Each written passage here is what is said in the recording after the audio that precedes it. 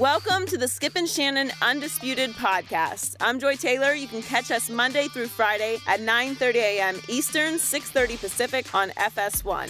Here's what this podcast is all about. It's an unscripted, unfiltered, undisputed version of the day's show, and there is a lot to get into in today's podcast. Aaron Rodgers is on the verge of a milestone, but is he actually overrated? And we're just 50 days away from Mayweather McGregor. Could Floyd be in trouble against Conor? Plus, should the Cavs look to trade Kevin Love for Carmelo Anthony? Skip, Shannon, let's debate. Shannon's ready to go. Good morning, guys. Hey, Skip, how you doing today, Skip? Hey, welcome back today. Let's start with Aaron Rodgers. He needs just 3 touchdown passes this season to reach 300 for his career. Rodgers will become the 11th quarterback to do that, but the first to do it before throwing 100 career interceptions. He has just 72 career picks. Shannon, how big of a deal is this? It's a huge deal, and it puts in perspective just how great and how dynamic this young man has been since he's become a starter in the National Football League. Skip, the hardest job to do is to follow an all-time great player at the very same position. You have Brett Favre there, and we know what he represented. He was the Iron Man, 3 consecutive MVPs, took him to back-to-back Super Bowls, winning 1. And then to follow that guy, you normally want to be the guy that follows the guy that followed the guy. But Aaron Rodgers, he stepped in and he surpassed even what the great Brett Favre has done. And it's just another example of his greatness, Skip. And for me, television doesn't do this young man justice. I saw him throw the ball for the very first time. Wait, isn't he like 32 now or something? He's not that young. Go ahead. He's a young man. Okay. He ain't even reached his prime yet. Right. He at the door getting ready to open the door and go into his prime. Skip, I had an opportunity to see this. 33, yeah. I had an opportunity to see this young man play at the Super Bowl. I think it was 2010 when they played the Pittsburgh Steelers at Jerry's World, Cowboy Stadium. I missed that game, so tell me what happened. No, Skip. The Packers won, but to see him spin the ball, I've said this before, and I left more resolute in my opinion of this young man than I was entering the game. He's the most physically gifted thrower of the football in the 98-year history of the NFL. He has Marino's arm talent. He has Elway's legs. He has Montana's touch, accuracy. Skip, and when you combine all those things together, this is what you get. Since 2010, Skip, he has 210 touchdowns, 40 interceptions. Now, he has a 4.15 touchdown to interception ratio. But if you just go back to 2010, he's 5.25. He's had 2 seasons in which he's thrown double-digit touchdowns. Skip, and I'm not talking about 15, 16, 18, 13 one year, 11 the next. That's what he's done. Tom Brady, we know what Tom represents, 5 Super Bowls. He has 9 seasons in which he's thrown double-digit interceptions. Peyton Manning has only had 1 season in which he didn't throw double-digit interceptions. And this man makes it look so routine. He can throw the ball. You saw in the frigid lamp and Soldier Field. He threw a dime in sub-zero temperature. 55-yard strike to Jordy Nelson. Jordy Nelson never broke stride. Had his eyes closed, had his hands just like this, and ball fell in it. Against the team that had the second pick in the draft? Whoa, hold on, Skip. Hold on, I'm going to get. And then there was a throw that he made in the divisional round of the playoffs where he rolled to his left. Look at this throw right here. Pitch and catch. Woo! That's beauty. But it's so freezing cold, your hands numb. And, there's the throw right here. There's the throw. When you talk about Aaron Rodgers, throw it. I don't even want to look. I already know what happened. But what happened, Skip? Wait a minute. Where's my safety? He's wide open at the side. How can you let him be wide open? It's like 3rd and forever. Even if you're covered, he can throw the ball 40 yards and make it look like a handoff to the running back. Oh. That's how accurate he is, Skip. And then what happened the next Sunday after They lost. Skip, why you try to minimize this man? You know he's all-time great. He's historically great. He's transcendental. I got that word from my homeboy, Skip. Not my homeboy, B-O-I. Skip, my homeboy. My homeboy said transcendental. He's that. And I know what you're going to do here. That means like he's mystical. Yeah! Yes. Like the Phoenix, like the Loch Ness Monster. Something we talk about, but very few people have ever seen. What does our friend Rob Parker call it? Biblical? Yeah. Biblical, yeah. And Bigfoot. Everybody say they've seen Bigfoot. And people go searching for it. Yeah. That's Bigfoot. Yeah. He's on TV every Sunday, this Bigfoot. But you've never seen anything like it. And I know what you're going to do. But I ain't going to take it for You know yes, what I do. I'm I already do? Because I know Did you cheat? No. Did you read my notes? No, because what you're going to do, you're going to try to put it in context or you got Tom Brady. So I'm going to let you go ahead. I'm going to button my jacket, and I'm going to let you go ahead. I hadn't thought of that, but thank you for that tip. Yeah, you know what? I think I will try that because that's a great way to undercut everything you just said. Go ahead. So, Joy, to me, these numbers mean less than nothing to me because they're just regular season numbers.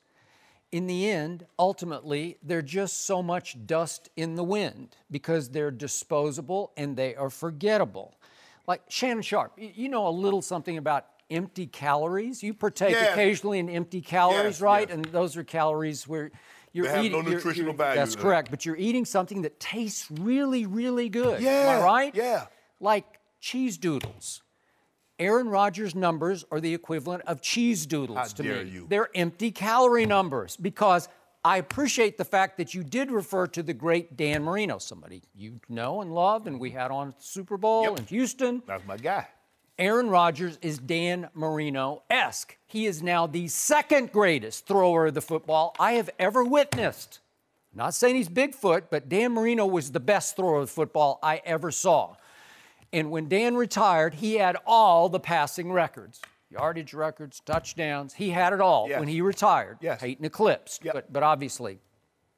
When Dan retired, he was 8-10 in the postseason. And unfortunately, those are the numbers I take to my all-time bank.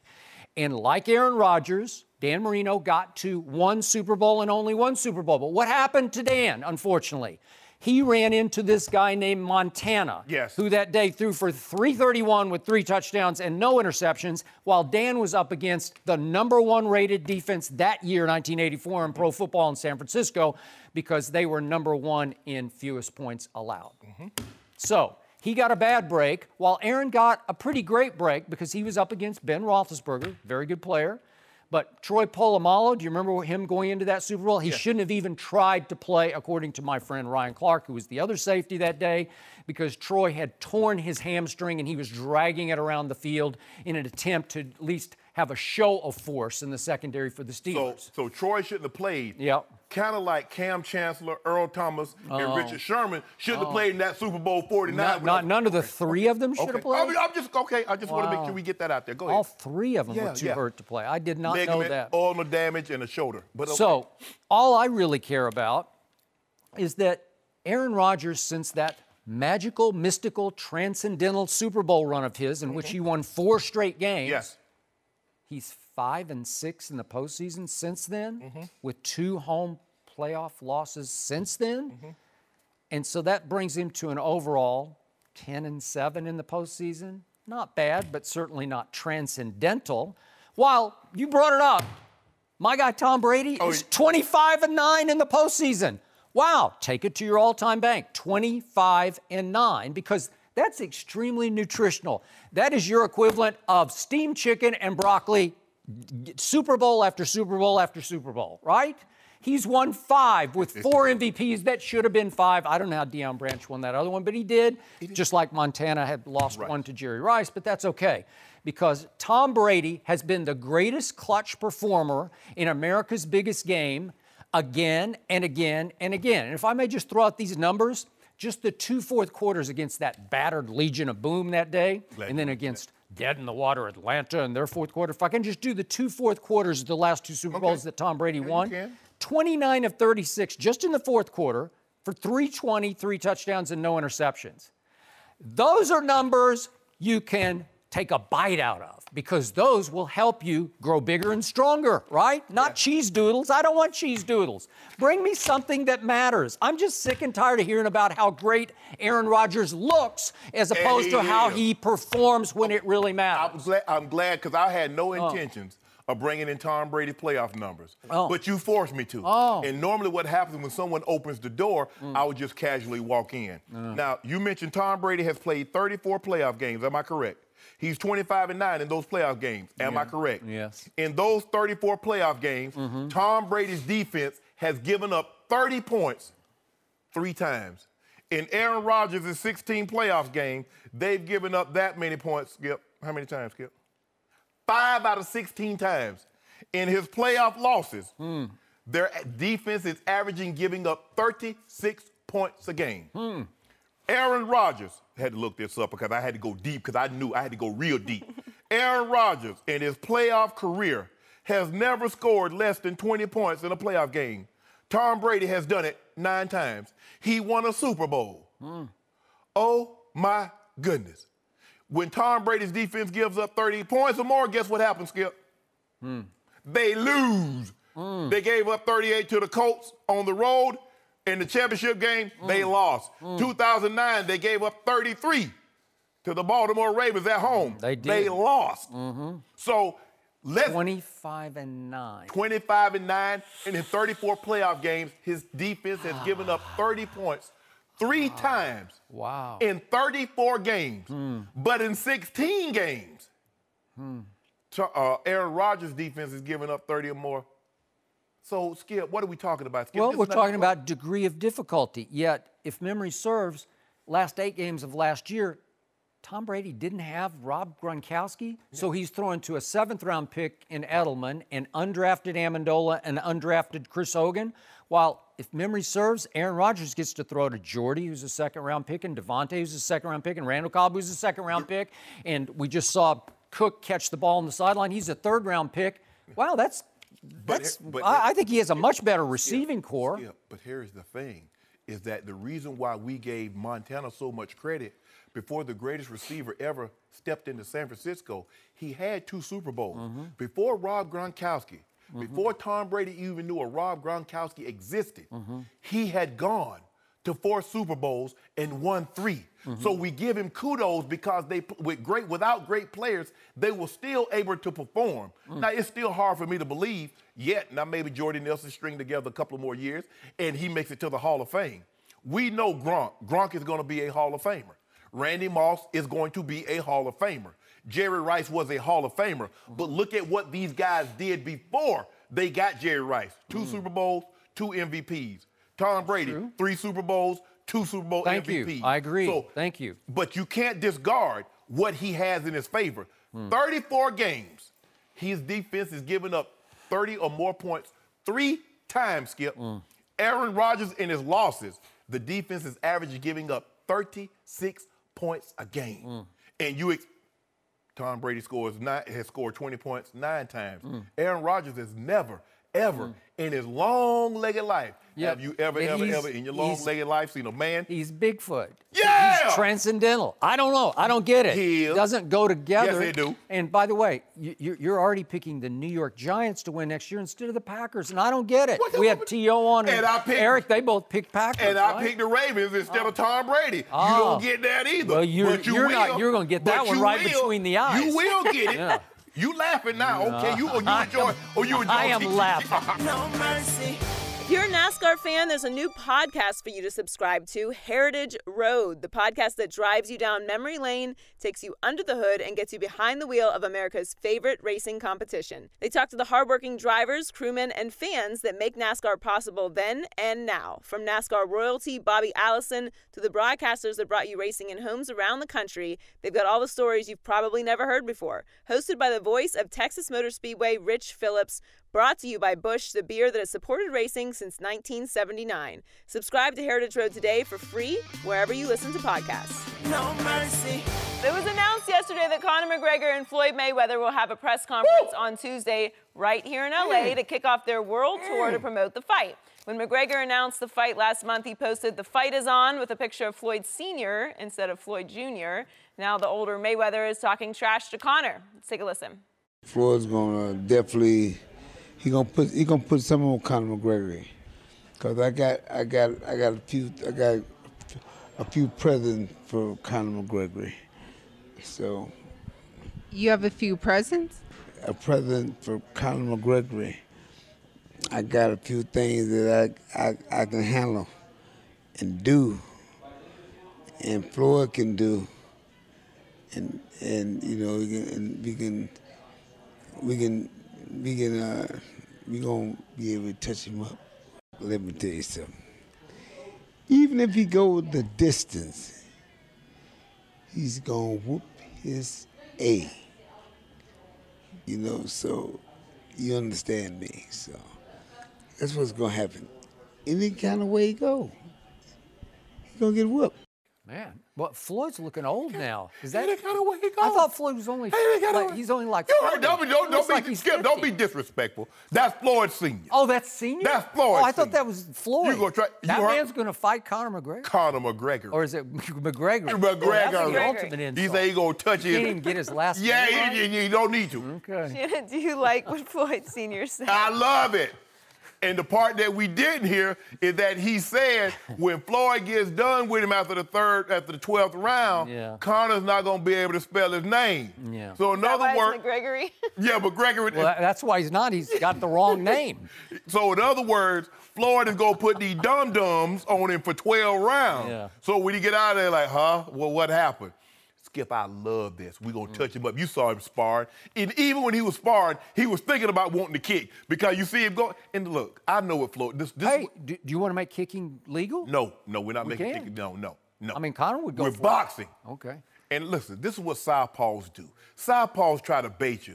And if you notice what Conor does, and I've been studying all his little things, he likes to feint. You've been studying? Yes, I've been studying. Have you sending Floyd notes? I ain't sending no notes, but I'm sure they're going to be able to pick up what I pick up. Okay. And what a lot of southpaws do, they try to feint and then catch you with this overhand left. Floyd ain't going to follow for that okey doke. Just go the opposite way, Floyd. When he he throws that head to go to the right, Floyd, you catch it with that left hook and lift his, as Senior said, lift his A right on up.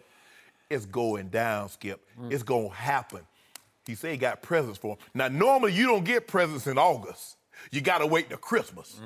Because, Skip, when I was growing up, we didn't have a whole lot of money. My grandpa used to buy these bags of bananas. You didn't know bananas came in a bag. I did not. Skip, they were so green. We buy them things in like September. Come December, they were ripe. Nice and ripe. You can't keep bananas that long. We kept them that long in that bag. Don't tell me what we couldn't do, because we did it. Okay. And we had potatoes. See what you got to do, Skip? You got to keep them in the dark. Oh. See, we kept them in a dark place. See, bananas turn brown when you let them hit the light. Oh. So you keep them in a dark place in that bag, stay nice and cozy for you. Really? Yeah. But we're going to let this thing, what's today's date? Today is the 7th. 7/7/2017. 50 days. 50. It's going down. We're going to be right there. Yeah. I've been waiting on this, Skip. I've been waiting on you. I told you it was going to happen. And you're going to be so disappointed. It's going to hurt. Occasionally when I watch Floyd Sr. speak, he comes across as a little bit of a crazy old man, but in this case, he has no idea how much damage he's doing to his son because people think LeVar Ball is putting too much pressure on Lonzo. This is heaping pressure on his kid because this is heaping fire under Conor McGregor. You have no idea what you're about to experience because I'm going to tell you one more time, Conor McGregor is crazy great. He is crazy as in you got to kill him to whip him great. He is the baddest man on the planet, and he's going to watch this and take it to heart, and he's going to say, watch this, because what's going to happen is you got a glimpse of what will happen to Floyd on Saturday night if you watch Pacquiao and Jeff Horn. You did watch that because you thought it was a robbery. Yes. Okay.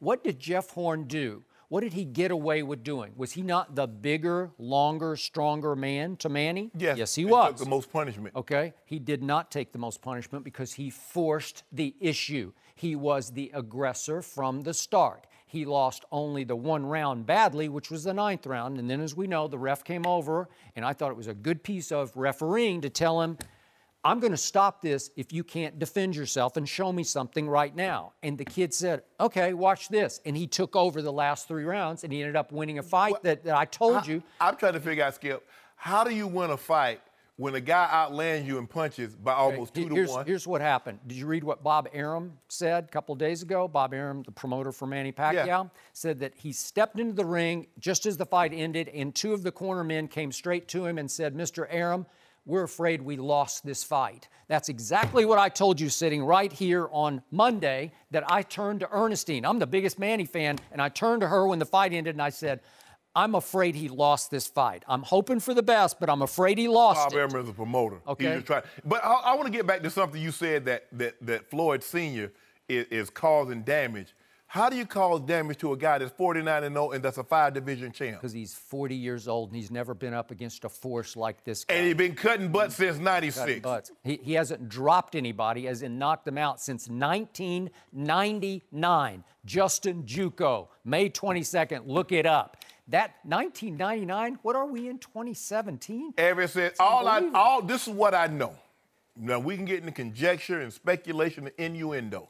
That since Floyd Mayweather has become a professional fighter, there have been 49 men, some of them twice, Madonna he fought twice, have walked to the ring with the hopes and dreams and aspirations of hanging a defeat on one Floyd Mayweather Jr. Yeah, but nobody has had this mindset. So here's what's going to happen. Conor McGregor will come out and he will force the issue just the way you saw Jeff Horn force it on Pacquiao.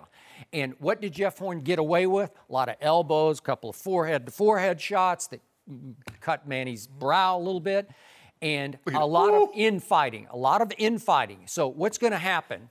The aggressor, I told you, my first Ali fight I covered, it was the second Spinks fight in New Orleans. What was I taught by all the boxing, the gurus?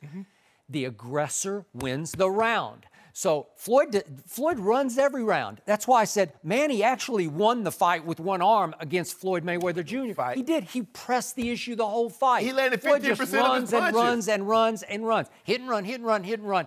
The aggressor wins the round. The aggressor in this fight, Conor McGregor will try to bully Floyd Mayweather Jr., and I think he will get away with it. So then it will be in the hands of boxing judges, and I suspect they will try to defend the faith of boxing in Las Vegas, in Floyd's hometown, and they'll probably award Floyd a decision, but if they do it right, if they play fair and square, and they give Conor McGregor a fair shake in this fight, he will win it just on pure aggression. Well, then what did all the gurus tell you about a bully? When somebody's trying to bully you around, try to push you around, what you supposed to do, Skip?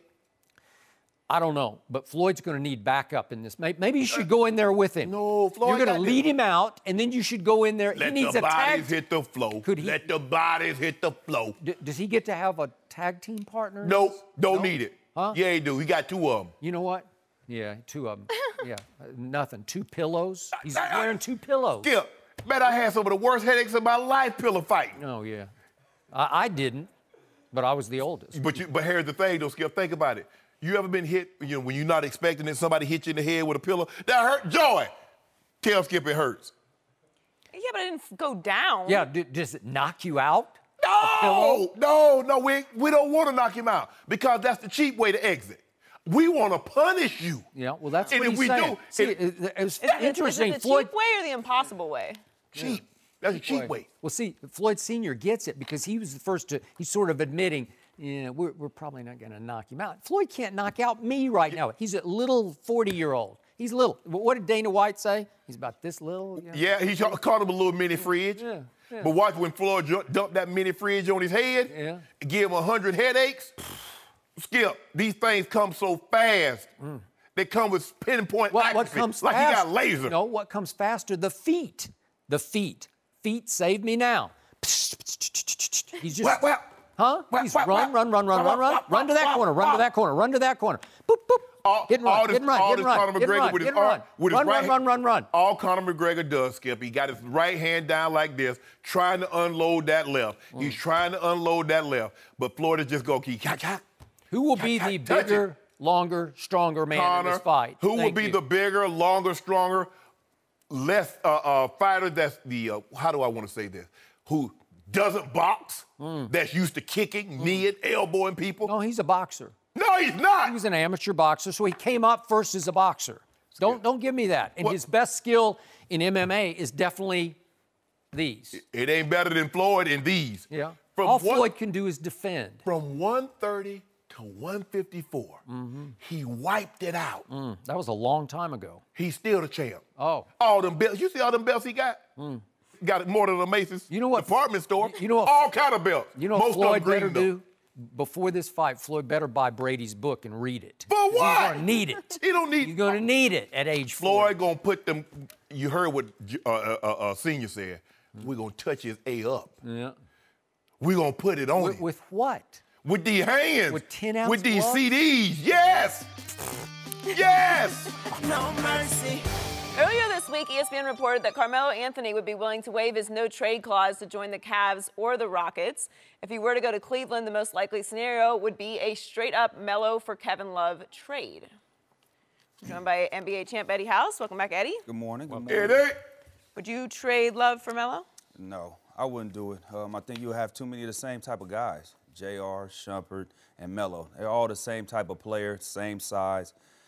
Melo can score a lot better than them. Much better player, but you need Kevin Love for the pick and roll factor and just to stretching the floor for giving lanes for Kyrie and LeBron. You need that. Melo can't shoot as good from the three as Kevin Love does. So I wouldn't make that trade. I would not make that trade at all. As much as I love Melo's game, Melo kind of reminds me of Big Dog Glenn Robinson, the way he plays around, mid-range game and stuff like that. And I like him, but not for Kevin Love. I think that'll just put you. You just got too many of the same like players. No, I don't like it. As a matter of fact, I hate it. And you hate it? I hate it. I hate it, Skip, because it doesn't address their needs. The Cavs got out-rebounded last year with Kevin Love on the court, averaging about 12 to 13 rebounds a game. Carmelo is 4 years older. He doesn't rebound as well. The defenses are a wash. Scoring is not what the Cavs need. And what Melo is going to bring, he doesn't enhance what the Cavaliers already are. So it would make no sense to me. And what Love needs to do is show up in big games. Game 3, you can't have 9 points. In Game 5, you can't have 6 points. See, Kevin Love is the type of guy, his team is so far ahead, nobody cares you scored 20 points and had 18 rebounds. Or they're so far behind, we need you in meaningful moments. When you're wide open to hit the three, just make the shot. I mean, Kevin Love can play. Kevin Love averaged 20 and 10, but in the big moments, in the big spots when you need him, even this big. Did you know the old expression, growing up in Georgia, can't get blood from a turnip? Yeah, Ever heard we that say one? we can't get butter from a duck. Okay. Well, can you get butter from this duck? Nah, man. Because what you're saying is we need him to do something he cannot do. He's not capable of doing. No, Skip. He's capable. He can do it. He can do it. We need an impact. Those are what they call impact What plays. has been his history in this league? Why in Minnesota did he go 6 straight years, Kevin Love, putting up those big double-double numbers and missing every playoff? He made no playoffs in 6 years. Garbage. Okay, but he's not that guy, and he hasn't been that guy for Cleveland because every time you need him to make your prediction come true or your prediction come true, he comes up much smaller than his 6'10" height. And Melo, right? hold on, and Melo is? Melo is. Is what? Okay, what did Melo do right off the bat as a freshman at Syracuse? He carried that team to a national was in championship. college. Okay, that's a predictor. I can show you. It's a predictor of what he's made of. What about Christian Laettner? What was he made of? Okay, well, he made an all-star team. Obviously, he wasn't as... He did make an all-star He team. did but in he wasn't Atlanta. as talented as Carmelo. Carmelo, look, over the last 4 years, Carmelo has been stuck playing for sorry teams in an even sorrier situation run by a crazy old Phil Jackson who was just semi-retired and throwing stuff at the wall. You know it, and I know it. And furthermore, Phil is trying to run Carmelo out of New York before Phil got run out of New York. And what about the pint-sized owner? All of it, all of the above. It's just bad going to worse. And Melo is stuck in that. So does he get a little heavy? Yeah, he gets a little heavy. Does he get a little out of shape? Yep, he gets a little out of shape because he just can't care anymore. But if you relight his fire and you say you're going to get to play with your man LeBron James and you're going to try to make a run at those Golden State Warriors, you're going to see the old Carmelo, not an old Carmelo, because he just turned 33 a couple months ago, and I think he's got big game left because, trust me, when those lights are brightest, he will not shrink the way Kevin Love shrank in games 3 and 5. I'm with you on that. He does show up when the lights are bright. He can get money, but it's just you have too many of the same type of players. He doesn't help stretch the floor. Kevin Love is a overpaid decoy. He could put him in the corner. Yeah. They're going to hug up on him. You run a pick and pop. They're going to run at him. You're going to have driving lanes. With Melo, he doesn't shoot the three that way, so you're not going to have those driving lanes. But it's here's just not my going to be point. there. I do think there's a very good chance that LeBron James will leave Cleveland after next year. Yeah. I'm starting more and more. You guys are talking me into it. You and Chris Broussard. Maybe to San Antonio. Who knows? But if that's the case, then you need to, if you're Cleveland, if you're Dan Gilbert, you need to max your chances of making a run at Golden State next year because you know you can win the East with Melo or Kevin Love. Right. 6 to 1, half dozen the other, right? Yes. Okay. So what would max your chances of dethroning Golden State? You need firepower and star power. You need somebody who's a guy, who's a made man. And trust me, Golden State, if they're looking across the floor in game 1 and they see Carmelo, they're a lot more afraid of Carmelo Anthony than they are of Kevin Love. Trust me on that. They are. But here's on the flip thing, side, that defense, though. Yes, exactly. Okay, but does What Kevin about Love his play defense? No, but he can rebound better than Melo. Okay, I give you that, but And that's Melo defense. will That's make closing out shots. defense Okay, possessions. but let's just go back to those 2 games. Game 3, pivotal game, and Game 5, obviously, the closeout game. Kevin Love in Game 3 goes 1 for 9 and 1 for 7 from 3. Boom, you're in trouble. Then Game 5, 2 for 8 from the field and 0 for 3 from 3. Well, he's an overpaid 3 for 17 in those 2 games. Okay. But Skip, you keep telling me Melo doesn't care. Melo's making $25 million. He damn sure better care. Okay, but and it's his fault, Skip. It's his fault the Knicks don't have anything because he wanted to go there, and they had to trade everybody to get it. Okay, I'll give you that. But be that as it may, when he steps on the floor in Game 1 of the regular season, do you think he's thinking, we're going to go win the championship? No. You're just trying to play out the string, man. You're just trying to get to the offseason so you can get out of town. You know what? The only thing that I feel bad about is that Phil made this so public, but I don't feel bad for Melo. He forced his way out of Denver. And in the process, he wanted to go to the Knicks. But in the process of doing that, they had to give up all the assets that he would have needed to play with to get him there. So now he goes to the store. You want this store, but once you get there, there's nothing in it. Okay, that's your fault, Melo. You could have stayed right in Denver. You had a nice little squad with Chauncey. Y'all was doing some good things, but no, that wasn't good enough for you. Be careful. Sometimes you can make your destiny. I got it, but I'll say this about Carmelo, and I've said it to him before. He just doesn't make other players better. No, he doesn't. He's very good. Yes. He is a big-time scorer. But he doesn't rub off on teammates because he does not pass the basketball. Right. Even though George Karl kept telling me if Carmelo would put his mind to it, he could average 10 assists a night because he's got that much basketball IQ. Yes. But he wants to score the basketball, and he can at a high level. Oh, he can. So he can the put point it is, if you pair him up, if you say you're not the number one on you're not the alpha on this team, you're complementary to LeBron because you know he respects LeBron James. Yes. Well, LeBron does make everybody better, and he will make Melo way better than Kevin Love it has been. I hate to say this, but he would just, in the offense, he'd just be in the way. Not in the way to where he just, where would you put him? On the offense. Wing. And then they're just going to help on the wing on the three-point line. He doesn't shoot threes at a high clip. So what they're going to be sagging. They're going to be helping. Them lanes would be so there'll be nothing there for them guys to drive. I will bet you could figure it out. Just on firepower. Dolan, just go ahead. All Dolan got to do. Well, I don't think he's going to buy him out because you actually think he's going to give Melo $50+ million and pay Fields $24+. That's $74 million, Skip. And I know he's a billionaire many times over. But I don't know too many guys just willing to give up $74 million and say, go have a nice summer. No, but he's not going to buy him. But if you're just doing the trade? No. I'm just doing the trade, Kevin Love. No, okay, you're saying if you could just add him? Right. Okay, well, that'd be great. That'd be luxury, man. That'd be icing on the cake. You can add him. That's the only way I let him come off the bench.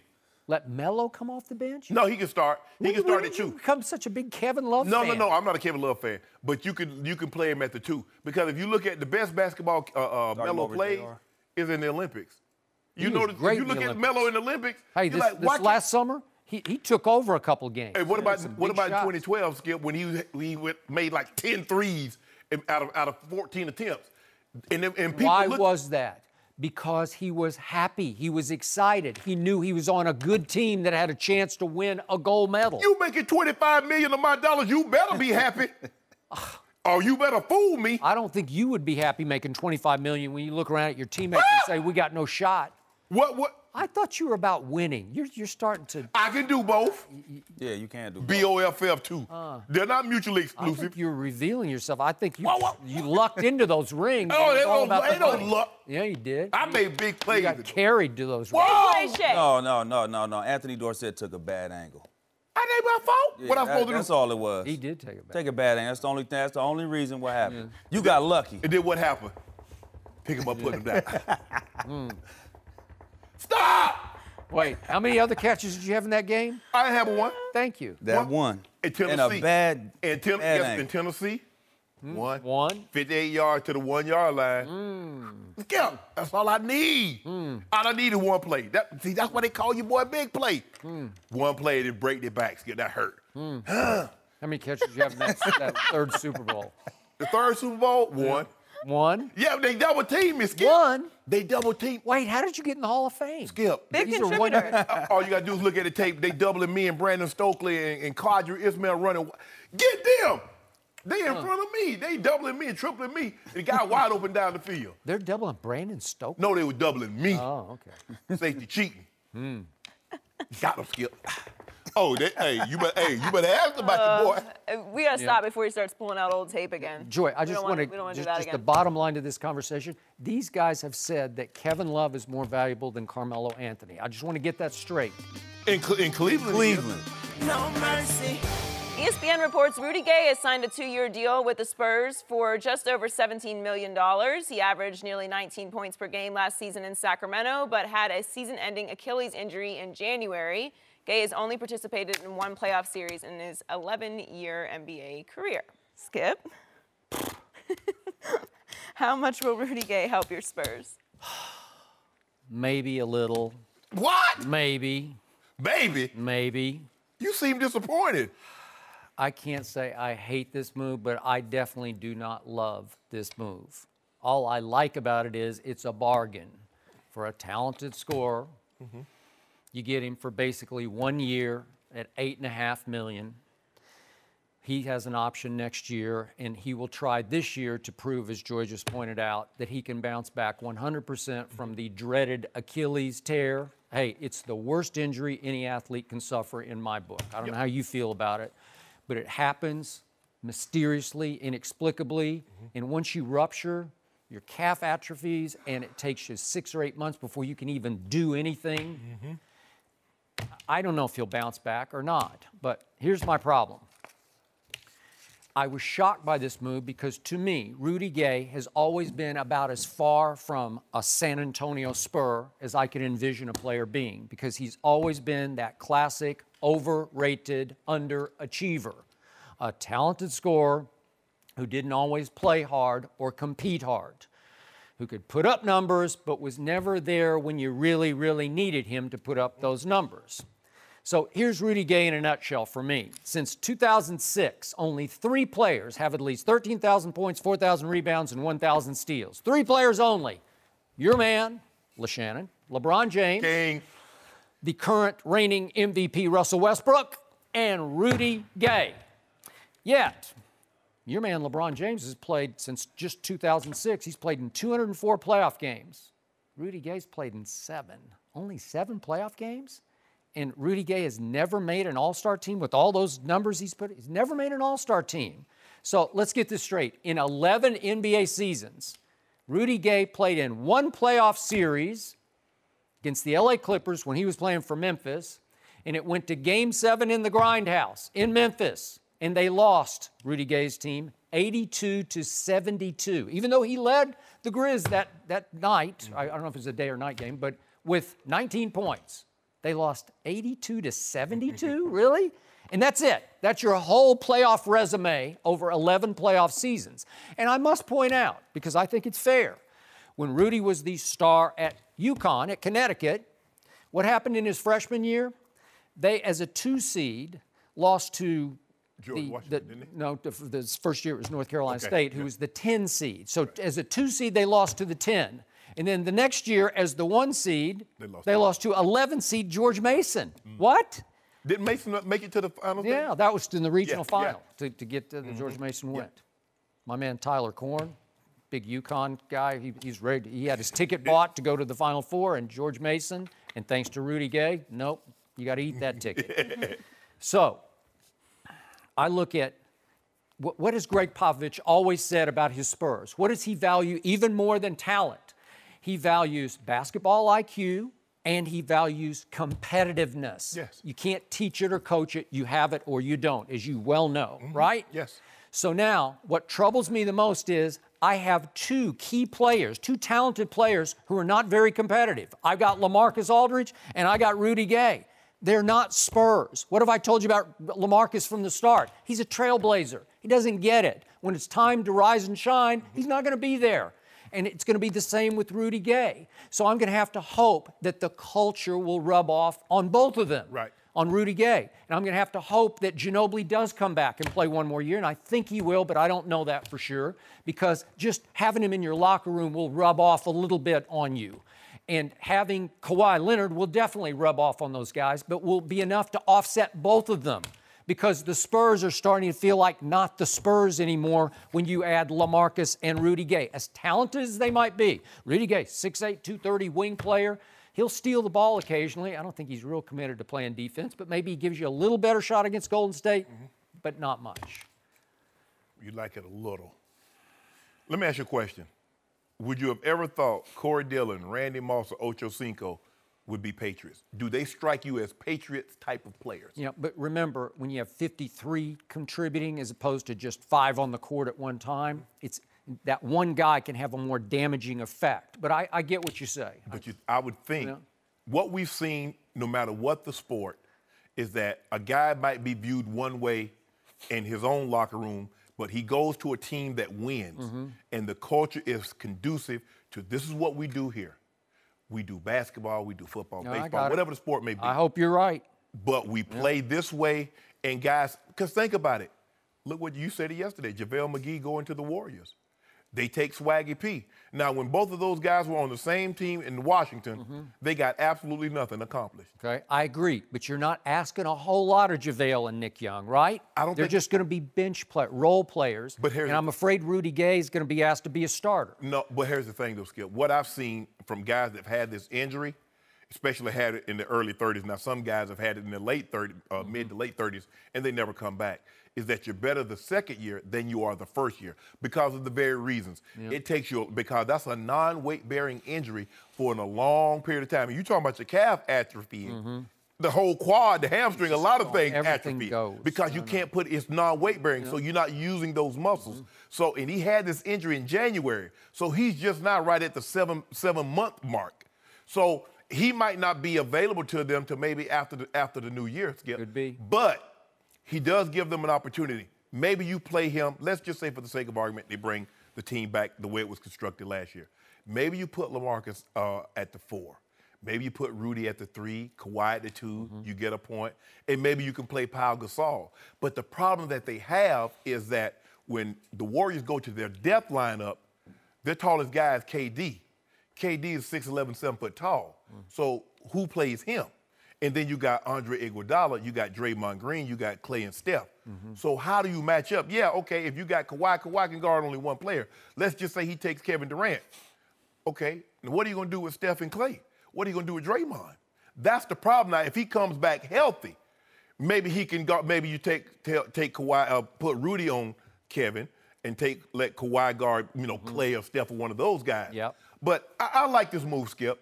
It makes them a little bit more athletic than what they already are. It does, I'll give you that. But I still don't think it doesn't bring them within 5 games of the Warriors. The Warriors are loaded, and they'll be even better because they believe. They believe now. They saw it come to fruition, just like they thought it would when they signed Kevin Durant. But then when they get to the playoffs, Skip, they went to another level. And so that confidence, there's nothing like winning a championship and then coming back the following year knowing that we should do it again. It happened to us in '97. We beat the Packers, who had just won the previous Super Bowl, Skip.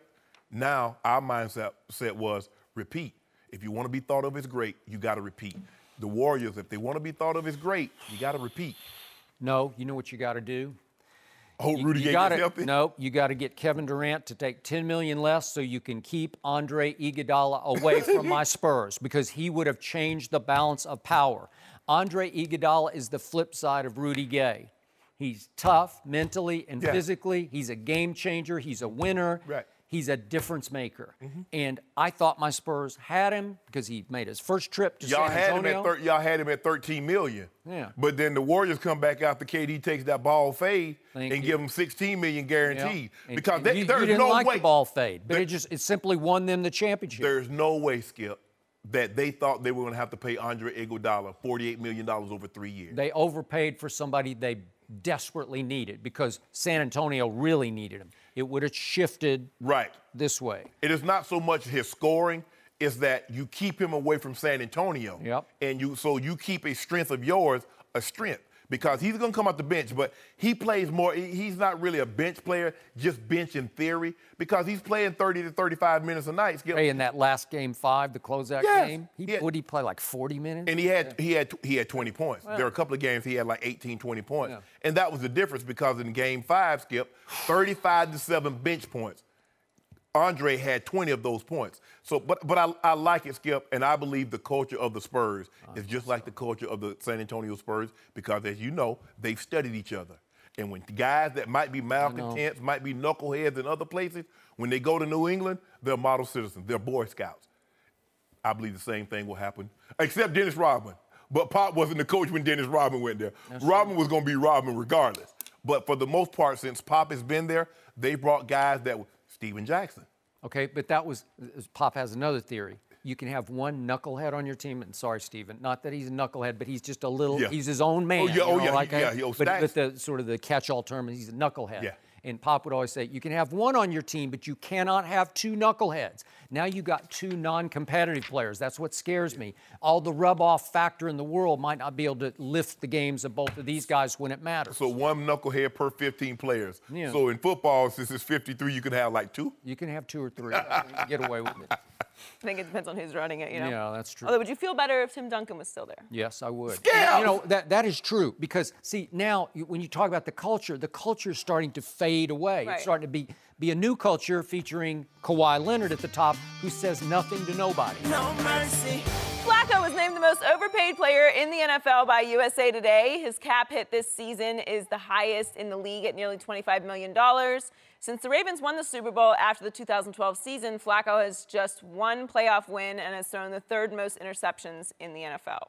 Shannon, this week you picked the Ravens to win the AFC. Yep. So how much do you trust Flacco? I trust Flacco a lot postseason. Skip, what he is, he's a middle-of-the-road quarterback in the regular season. He's never led the league in touchdown passes. He's never gone to a Pro Bowl. He's never led the league in passing yardage. He's never led in QBR. But, Skip, I don't know what it is. He can't explain it. Ozzie Newsome, who's the general manager, Steve Bisciotti, the owner, John Harbaugh, they can't explain it. But when he gets into the playoffs, Skip, he's a different animal. Over his last 10 playoff games, Skip, he has 24 touchdowns, 4 interceptions. Over his last 10 playoff games, Aaron Rodgers is 21-6. Tom Brady is 21-9. So here's a guy that's thrown more touchdowns and fewer interceptions, and we know what these other 2 guys represent. Skip, I can't explain why he's like this in the regular season. And you look at it and you're like, dude, do you even care? But it's just something about the playoff, those moments. Skip, when he goes to New England, that's really the only team in the playoffs that you really say, you know what? They got a chance to beat this team. No matter how great the Patriots are, no matter what they represent, they feel they can go into that building and win. But if you look at him in the regular season, Skip, he and Aaron Rodgers started the same 2008. Joe Flacco has thrown double-digit interceptions in all 9 seasons. He has 115 fewer touchdowns, but 45 more interceptions than Aaron Rodgers. I can't explain it, Skip, but I'm still taking him because all I need him to do, I don't care if he goes 10-6. I don't care if he goes 11. I don't care what his record is. Getting to the playoffs, and this is a different animal. And your team, the Patriots, don't want to see my team, the Ravens. Your team. Yep. Because I'm You got a lot of teams. You know? No, I only got like 6. 3. 3. I predict you'll switch None your of them happen Super to be Bowl the pick. Cowboys. No, I realize that. But I predict you're going to switch your Super Bowl pick before the start of the season, which you are open to do because that was our... Well, if the Broncos trade for Phillip Rivers, I got the Broncos. I'm just throwing it out there. Is this breaking news? No, ain't no breaking okay. news. All right. I wish it was breaking Yeah, news. I know. By the way, I think the Chargers are going to be really good next year. No, they're not. Yeah, they are. So anyway, back to business here. I'm not going to be a hypocrite, 20/20 hindsight about this, but I first guessed this. On the day this deal was announced, it was so outrageously over the top, overpaid for this guy that I said they will live quickly to regret this deal. And I used to call Flacco Fluco. I cannot argue with all those postseason numbers because they are they're all-time great, man. Yeah. But I can argue with what's happened in the 4 regular seasons since he got his big new deal. He is 29 and 29, which is not $25 million a year kind of record, right? Absolutely not. So my theory on this is the biggest reason that Joe Flacco got $25 million a year 4 years ago is now often sitting in that chair right there on Undisputed on NFL Mondays and Wednesdays and through the NFL season. And his name is Ray Lewis, a very, very close friend of yours. And I loved what Ray said on Fox Sports 1, I forget, it was sometime in the middle of last year, when he questioned Flacco's, as you just did, passion for football. And Ray's quote was, gifted? Absolutely. Passionate about playing football? I've never seen that. I don't know what that looks like. And Ray goes on to say, it's just not in his personality. He's not a rah-rah guy. He won't say much, but in the game of football, there has to be some burning fire behind you. Behind you. Well, guess what? As Ray concluded, it's different personalities that can make him rally, because that's the only thing that can bring him out of that lack of passion. So my theory is that when Ray was there, even in his last couple of years, and when my friend Terrell Suggs was lighting fires in that locker room in his prime years, they lit his fire in the biggest games. They gave him a comfort zone and some inspiration that only those two guys, and I have a lot of respect for both of them as big game players. Obviously, Ray's on another level from Suggs, but Suggs is pretty great. Oh, yeah. He is. Sizzle, go get the quarterback. He is. He can go get the quarterback. Especially in big games. Yeah, and I in big games for sure. And he has leadership. He has locker room charisma, as you did. Yeah. In fact, you guys are a lot alike, you and Suggs. Yeah. Okay, so the point is, once you lose Ray, and then Sizzle, as you call it, T-Sizzle, starts to fade out a little bit, and he gets hurt too much, you know, and he's sort of at the end of the line. Towards Achilles one year, first opening day. Yep. And so all of a sudden, Flacco goes back to Fluco in the regular season because nobody's there to light his fire. Right. If Ray could be whispering in his ear before kickoff every time, you might still have something. But this is why they paid him for these playoff skip. Because here's the thing. They could have had Joe Flacco for about $15 to $16 million. And if I'm not mistaken, he wanted $2 million guaranteed in the third year of the contract. The Ravens said no. So he bet on himself. But not only did he bet on himself, he put everything he owned on himself.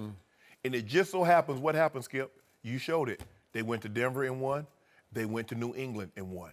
So when a quarterback wins the Super Bowl and he throws no interceptions and he's the MVP, you got to pay up. And they had to pay up. And that's what happens. You roll the dice and you says, yeah, we think you're good, but we don't think you're that good. And he wanted $16 million. But 15 to 16, but he wanted $2 million more guaranteed in year 3 of the contract. And you said, nah, we're not ready to, we'll do it after the season. And he goes and do that, Skip. Let me ask you a question. If Kirk Cousins were to take Washington to the Super Bowl and they just gave him the 24 to the franchise, what do you think they're going to have to pay him? And that's what happens. Skip, By the way, that will not happen, but go ahead. You hoping it doesn't happen. Skip, if you just look at this young man's regular season numbers, you're like, there's no way. No way. He's a $20+ million quarterback. But then when you get down and you look at hold on, they've gone to Foxborough and beaten the Patriots twice. They've had the lead in 2 other games in which they lost because they were Lee Evans dropped touchdown away from winning that one. I agree. They had a 14-point lead before the Patriots rallied, before they went to the Super Bowl. You remember that game, Skip? And who was tormenting Tom Brady on the Ravens defense? Ray Lewis and Terrell Suggs, among others. Yes. Right? Yep. And who was tormenting Peyton Manning in Denver that day of the Hail Flacco pass, right? Sizzle. Yep. Those two. So that's what you, Skip, you're paying for the postseason. Because regular season, for a guy that hasn't led the league in passing, in touchdown, hasn't been an all-pro, hasn't been to a Pro Bowl, you're not paying $24 million, $25 million for that. But if you look at his playoff resume and what he's done, that's what you're playing for. And they just hope, and Ozzy's done a great job. He got Jeremy Maclin. If he can be healthy, pair him with Perriman and those Mike Wallace. Nice little running game. But you know, how do they win football games in Baltimore? Defense.